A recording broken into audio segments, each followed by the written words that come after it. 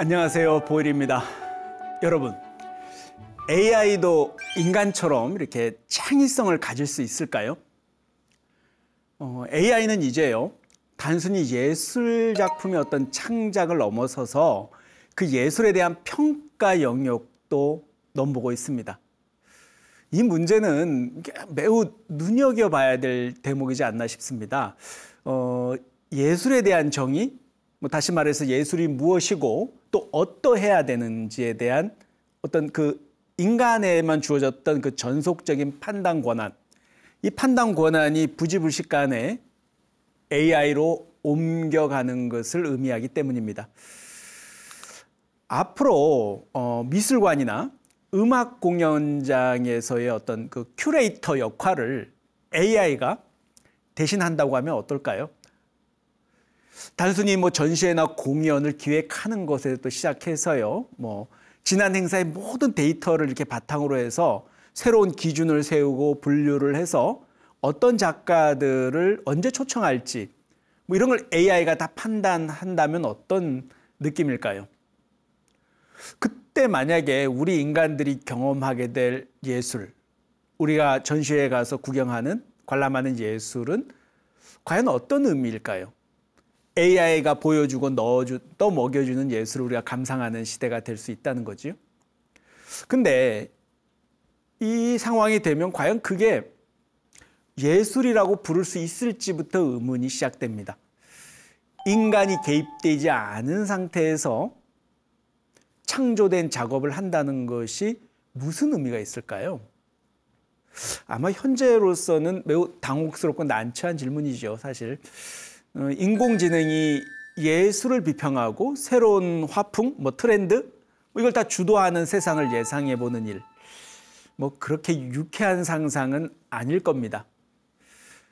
하지만요, 오늘은 이 지점에서 이 눈부시게 발전을 거듭하고 있는 AI가 이 예술 분야, 그러니까 창작의 영역에서 과연 어느 정도 지금 수준을 보이고 있고, 또 우리가 불교적 관점에서 그걸 어떻게 바라봐야 할지에 대한 이야기를 해보도록 하겠습니다. 지금 보시는 작품은요, 페르메이르의 우유 따른 하인이라는 작품입니다. 개인적으로도 참 좋아하는 작품인데요. 요하네스 페르메이르는 바로크 시대 17세기를 대표하는 네덜란드 출신의 화가입니다. 그림을 천천히 살펴보면요, 아침 식사를 준비하면서 우유를 따르는 여인의 시선, 그리고 노동으로 단련된 팔뚝 근육, 어떤 거기서 전해지는 집중의 느낌, 이게 보는 사람으로 하여금 어떤 고요함, 숭고함마저 느끼게 합니다. 가사노동으로 단련된 듯이 여인의 어떤 어깨나 팔뚝, 어떤 어지간한 남성 못지않게 강인해 보이긴 하는데요. 이 그림 속 여인은요, 온 마음을 다해서 우유를 따르고 있습니다. 행여나 따르는 도중에 두건이 눈을 가리지 않을까 해서 일부러 두건을 한 겹 접어 올리기도 했습니다. 이 평소에 드러내지 않았을 이 여인의 볼록한 이마도 보이고요. 그녀의 시선이 우유 줄기에 딱 고정돼 있습니다. 이 좁은 부엌에서 다양한 소품은 많지 않은데요. 테이블 위에 올려놓은 빵의 질감, 그리고 벽에 작은 못이 박혀 있거나 목을 뺀 흔적, 다 저마다 역할을 해내고 있음을 알 수 있습니다. 여러분, 이 그림의 액자에 미처 다 담아내지 못한 장면들은 어떤 모습일까요? 한번 그런 상상 해보셨나요? 이 그림은요, 비좁아 보이는 그 부엌의 한 켠만을 조용히 초점 맞추고 있습니다. 여기서부터가 바로 상상의 영역이라고 할 수 있는데요. 흥미롭습니다. 이 부분을 AI가 창의성을 발휘해서 만들어낸다면 어떨까요? 최근 스위스의 유명 식품 제조 기업에서 이 작품을 모델로 해서요, 인공지능 달리2의 아웃페인팅 기술을 사용해서 이 상업 광고를 만들어낸 영상입니다. 잘 보시면 부엌 내부 공간이 이렇게 확장되었고요. 원본에서 볼 수 없었던 등장인물, 그리고 소품들이 새로 생겨납니다. 테이블 아래 숨어있는 귀여운 아기도 보이네요. 주방기구들이 부엌 벽면에 잔뜩 걸려 있고요. 또 사람들이 무슨 중요한 구경거리라도 되는 듯이 시선을 모아서 이렇게 지켜보고 있습니다. 어쨌든 이 그림이 이렇게까지 달라질 수 있습니다. 이뿐만이 아닙니다. 지금 보시는 이 그림 어떠신가요? 꽤 근사하죠? 작품명은 스페이스 오페라 극장 이렇게 달려 있습니다. 이 제이슨 앨런이라는요 인공지능 프로그래머가 미드전이라는 프로그램을 사용해서요 제작한 디지털 아트 작품입니다. 이 작품은요 2022년이었죠. 콜로라도 주립박람회에서 그 디지털 아트 부분에서 1등상을 수상했습니다. 근데 문제는 그 다음이었는데요. 큰 논란이 일어났습니다. 왜냐하면 이 작품이 이 제이슨 앨런이라는 작가가 이 작품을 만들기 위해서 인공지능을 통해서 900번 이상 프롬프트를 입력해서 만들어낸 결과물이라고 합니다. 제이슨 앨런 입장에서는 이 AI 프로그램에 자신이 원하는 이미지를 생성하도록 나름 공력을 많이 들인 거죠. 어쨌든 결과적으로 이런 스페이스 오페라 극장이라는 어떤 웅장한 판타지 세계를 그려낸 멋진 비주얼을 만들어냈습니다. 이 스페이스 오페라 극장이라는 작품이 1등상을 수상한 후에요. 예술계에서는 여러 가지 반응이 있었습니다. 일부 예술가들은 이 AI가 만든 그림이 뭐 예술이냐, 정말 예술로 인정받아야 하는지에 대한 비판적 입장을 취했습니다. 그들에 따르면요, AI가 만든 작품을 가지고 본인이 예술가라고 주장하는 것은 부적절하다. 뭐 이렇게 의견을 내놓았죠. 반면 또 어떻습니까? 다른 사람들은요, AI를 도구로 사용해서 뭐 창작 활동을 하는 것이 뭐가 문제냐, 뭐 이런 입장을 지지했습니다. 이 작품의 작가인 제이슨 앨런은요, 이렇게 얘기합니다. 나는 그 미드저니 AI 프로그램을 사용했다고 분명히 명시했고 주최 측에서 제시한 어떤 규칙도 어기지 않았다. 뭐 이렇게 자신의 입장을 고수했죠.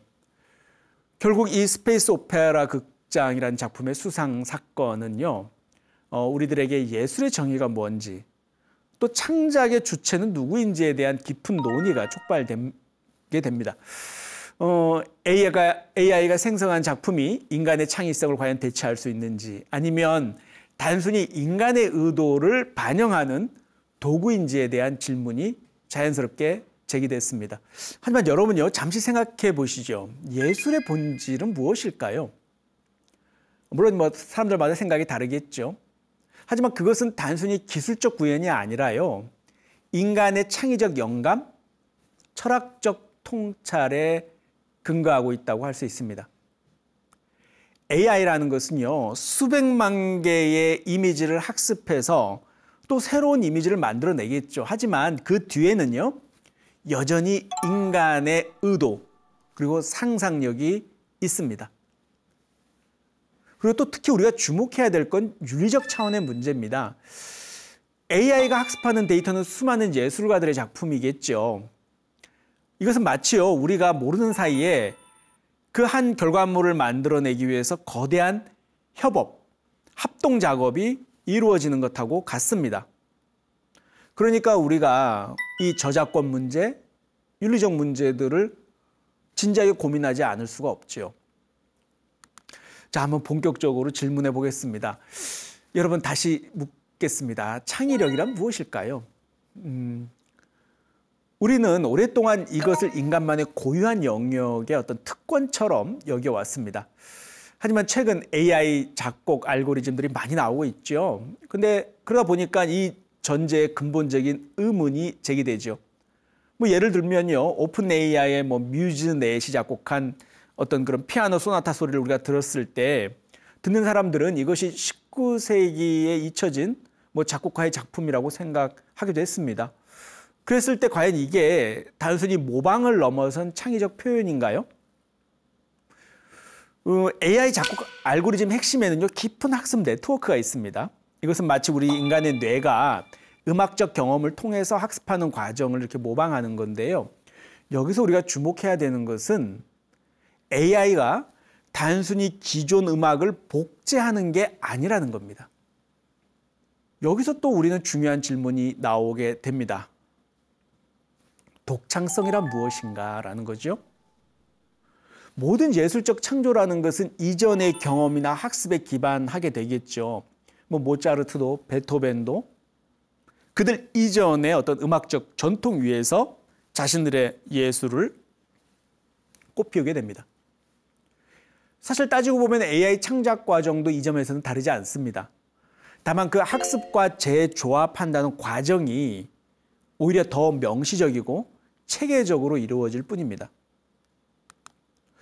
그러다 보니까 우리에게 더 창조성의 본질에 대해서 깊은 통찰을 제공하게 되죠. 여러분께서 듣고 계시는 이 음악이 바로 AI가 작곡한 알고리즘, 그 에이바라는 알고리즘을 제작한 작품인데요. 곡명은 I am AI입니다. 이 곡을 최근에 제작한 에이바라는 회사나 앰퍼 같은데 여기서는 AI 작곡가들이 이미 상업음악 시장에서 활발히 활동하고 있습니다. 이 AI 음악은요, 영화 사운드 트랙부터 게임 배경음악까지 다양한 영역에서 현재 사용되고 있습니다. 하지만 사실 이건 지금 시작에 불과하겠죠.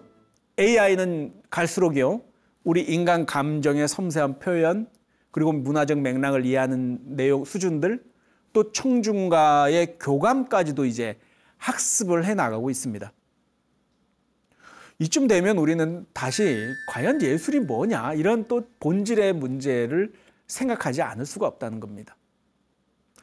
하지만 이 AI 작곡가의 등장이 위협적이다 이렇게 볼 게 아니라요, 또 다른 기회 측면도 놓치지 말아야 될 것 같습니다. 인간 창의성의 어떤 한계도 확장해 주고요, 예술 창작의 새로운 가능성도 열어주고 있습니다. 어쩌면 우리는요, 지금 예술의 역사에서 가장 흥미진진한 순간, 그 순간을 목격하고 지나고 있는지도 모르겠습니다. 그럼 여기서 AI는 어떤 원리로 그림을 그려내고 음악을 작곡하는 것일까요? 간단히 살펴보면요, 우선 그림을 창작하는 AI의 경우에는요, 딥러닝을 통해서 엄청난 이미지를 학습하게 됩니다. 처음에는 이미지를 초고속으로 읽어내는 AI까지 등장해서 불교에서 말하는 찰나 단위의 짧은 순간에도 많은 양의 이미지를 다 인식해낼 수 있습니다. 이제 문제는 얼마나 많은 데이터를 확보할 수 있느냐, 이 싸움인데요. 최근에 워싱턴의 스미소니언 인스티튜트, 그리고 메트로폴리탄, 또 파리에 있는 미술관 등에서 많게는 수백만 장, 적게는 수십만 장 규모의 이미지 데이터를 상호 공유하고 있습니다. 딥러닝은요, 이 데이터를 학습하는 거죠. 그러면서 또 스스로 스타일, 그림마다 스타일을 분류해냅니다. 다시 말해서 AI가 학습한 데이터를 바탕으로 해서 어떤 그림은 고흐 스타일, 어떤 그림은 렘브란트 스타일, 이게 비슷한 양식끼리 유형화시킵니다. 그리고 나서 이 생성적 대립신경망, 이전에 한번 소개해드렸는데요, 이 겐이라는 알고리즘을 통해서 학습한 데이터 이미지를 조합해서 가공해 새로운 이미지를 만들어내는 겁니다. 그러니까 결국엔 인간이 간단한 터치를 통해서 이렇게 선 하나를 긋는 것만으로도 어떻게 됩니까? 이 AI는 고흐나 렘브란트, 또 피카소풍의 새로운 그림을 완성해 내주는 거죠. 정말 흥미로운 것은요, 이 모든 진행 과정 자체가 중간에 어떤 인간의 개입 없이 이루어지고요, 딥러닝이라는 학습 능력을 가진 AI를 통해서 다 이루어진다는 겁니다. 자, 그럼 여러분, 이렇게 탄생한 작품을 인공지능의 창작이라고 할 수 있을까요? 그 저작권, 그 소유권은 누구에게 있는 걸까요? 이제 우리가 한 번도 고민해 본 적 없는 논쟁거리들이 이제 계속 생겨나고 있습니다. 인공지능 화가에 대해서, AI 화가에 대해서 아직은 창작물이 아니라 미리 인간이 제공한 어떤 데이터에 따른 조합에 불과하다, 이런 관점도 있습니다. 인간의 어떤 고유한 창의성을 인공지능이 대체할 여지는 그리 많지 않다, 이렇게 보는 거죠. 하지만 이런 생각도 가능합니다. 인간의 창의성이라는 것, 이 창의성에 대한 수많은 연구는요, 사실 인간의 창의성이라는 것도 어느 날 갑자기 생겨난 게 아니라요, 어머니의 뱃속에서부터, 심지어는 부모의 유전자부터 시작해서 성장 배경, 교육 환경에 따라 만들어진다, 이런 견해도 만만치 않습니다. 반대로 인간의 창의성이 발현될 때는요, 기억이나 경험을 토대로 한다기보다는 오히려 이 영향으로부터 자유로워질 때, 과거의 경험으로부터 자유로워질 때라는 연구도 있습니다. 뭐 결국 현재까지는 창의성이 어떻게 발휘되는지, 왜 발휘되는지의 원인, 그 경로 전체에 대해서 결론을 짓지 못하고 있습니다. 어쨌든 우리가 흔히 말하는 창의성이라는 것이 있다고 했을 때 과연 그것이 인간만의 능력인지, 이게 질문인 거죠. 다시 말해서 뭐 기술적으로 유사하다, 색채나 구도, 원근법이 유사하다고 해서 다가 아닌 거죠. 정말 중요한 것은 그 그림을 우리가 봤을 때 그 가치가 공감되고 인정되는 것이 중요하겠죠. 뭐 다시 말해서 고의 작품이 중요한 이유가 뭐냐? 단지 비싼 금액으로 미술 시장에서 거래되기 때문이다? 뭐 그것만은 아닐 겁니다. 다른 말로 표현하면 미술사적 가치가 그 작품에 그대로 녹아있기 때문입니다. 그 아름다움이나 그 창의성을 간파하기 위해서는요, 나름의 신미안이 필요하고, 그 신미안이란 것도 그 기준은 결국 뭡니까? 인간의 안목이죠. 하지만 또 이대로 AI가 계속 발전한다면 그러한 창의성의 판단 기준, 평가 주체가 바뀔 수도 있다는 겁니다. 사람 아닌 AI가 만들고 작품을 창작하고 또 AI가 그 작품에 대해서 진위 여부를 인정해 주는 상황 말입니다. 쉽게 말해서 AI가 자기들끼리 다 하는 것입니다. 우리 인간들한테는 뭐 일종의 악몽이겠죠. 하지만 이대로 계속된다면 그 우려가 뭐 현실이 되지 말란 법도 없는 것 같습니다. 대방광불 화엄경 야마천군 개참품에는요, 이런 개송이 나옵니다. 개인적으로 좋아하는 개송이기도 한데요.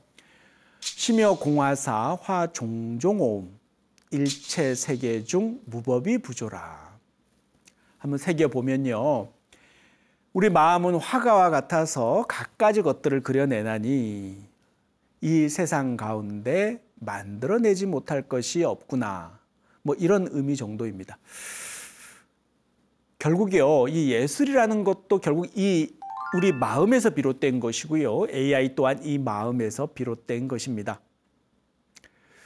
유명한 아서 단토는요, 그 예술 종말론이라는 책에서 현대 미술 상황을 다원주의로 규정합니다. 그래서 이렇게 얘기하죠. 이제 미술사에서 뭐 특별한 방향이라는 것은 따로 없다. 어떠한 양식도 동등한 권리를 요구할 수 있다. 이런 말을 남깁니다. AI 예술을요, 기존의 예술사적 관점에서 담아내기에는 그 변화의 폭과 내용이 너무나 크고 다양합니다. 하지만 뭐 인상주의가 역사의 흐름 속에서 그 화풍에 대한 어떤 이론 작업이 축적되고 나서 인상주의가 어떤 예술사의 한 장으로 자리매김하듯이요, 이 AI 예술도 이 시대에서 당장 어떤 획기적인 예술사적인 화풍, 어떤 의미를 부여받기는 어려울 겁니다. AI를 통해서 인간의 삶을 정신적으로 고양해주는 예술은요, 처음에는 그다지 주목받지 못할 수도 있죠. 또한 그 반대로 처음에는 뭐 아주 신기하고 경이로움 속에서 막 주목받다가 한순간에 이렇게 또 사그라드는 중부한 기술도 기술 정도 아닌가, 그런 취급도 받을 수 있을 겁니다. 뭐 실제로 우리는 그런 일들을 많이 경험해 왔습니다. 하지만 누가 미래를 알겠습니까? 이 AI라는 것은요, 이 디지털 대전환이라는 거대한 변혁, 이 시대에 이미 어떤 서사, 이야기를 만들어가고 있고요. 심지어는 그 방향, 어떤 내용을 가질 것인가, 그 내용마저도 AI가 주도하려 하고 있습니다. 뭐 그렇다고 해서 제가 이렇게 암울한 이야기를 한다고 해서 이 예술마저도 인공지능이 인간을 대체해 버릴 것이다, 이렇게 지레 절망하고 이제 우리 예술을 포기하자, 뭐 이게 맞는 생각일까요? 뭐 더 이상 인간은 AI가 더 나으니까 노래 부르고 악기 연주하고 춤추고 그림 그리고 이거 다 모든 이런 예술적 행위를 그만두어야 하냐는 얘기입니다. 서구의 몰락이라는 책을 썼던 그 독일의 역사 철학자 오스발트 슈뱅글러, 이렇게 경고합니다. 사람들이 기업 활동을 위해서 우리가 서정시를 포기하고 오직 기술공학만을 위해 그림을 그리고 음악을 버리게 된다면 이것은 인간의 내면적 자살이다. 삶에 대한 전반적 과소평가 그리고 허무주의와 자기 소멸을 위한 움직임의 시작이다. 뭐 이런 경고를 합니다. 슈팽글러가 경고한 이 내면적 자살이라는 말은 불교적 관점에서 볼 때 진정한 자아를 상실한다는 의미겠지요. 기술이 발전하고 AI가 새로운 창작 도구로 등장하는 이 시대, 우리는 오히려 불교의 근본 가르침으로 돌아가서 질문해야 되지 않을까 싶습니다. 나는 누구인가? 예술은 무엇인가? 뭐 이런 질문 말입니다. 예술이든 기술이든 그것은 모두 불성을 깨닫기 위한 수단일 뿐입니다. 부처님께서 말씀하신 것처럼 모든 중생은 불성을 가지고 있습니다. 예술이야말로 그 불성을 일깨우는 수행의 한 방편이라고도 할 수 있고요. AI 시대에도 이러한 이야기는 변함없는 진리입니다. 앞서 질문했듯이 이제 AI가 과연 예술을 창조할 수 있는가라는 질문에 대한 답은 적어도 이제는 그렇다라고도 할 수 있을 것입니다. 하지만 이제 더 중요한 질문은요. 이러한 변화가 우리 인간의 예술과 창의성에 대한 이해를 어떻게 더욱 확장시킬 것인가라고 질문을 해야 될 것 같습니다. 우리는 이미 예술의 본질과 인간성에 대해서 더 깊은 이해를 이 AI를 통해서 할 수 있게 될지도 모르겠습니다. 그리고 그 과정에서 아마도 우리는 이 창조성이라는 것이 우리 인간만이 가진 영역이 아니라 이 우주에 두루 편재한 꽉 차 있는 더 큰 또 그 무엇인가를 깨닫게 될지도 모르겠습니다. 과연 예술은 무엇일까요? 앞서 말했던 슈팽글러는 이렇게 말합니다. 예술은 곧 인간의 삶이고 인간 자체가 아닐지 모르겠습니다. 인간이 없는 예술, 그리고 인간이 없는 AI, 과연 도대체 무슨 의미를 가질까요? 시청자 여러분, 끝으로 제가 AI 작곡 알고리즘을 이용해서요, 우리 프로그램 BTN의 AI와 붙다 로고송을 만들어 봤습니다. AI 작곡가죠. AI는요, 제가 간단한 프롬프트 명령문 몇 줄만으로도 훌륭한 음악을 만들어냈습니다. 끝으로 AI 로고송 감상하시면서 강연 마무리하겠습니다. 시청자 여러분, 항상 건강하십시오. 감사합니다. 선물하십시오.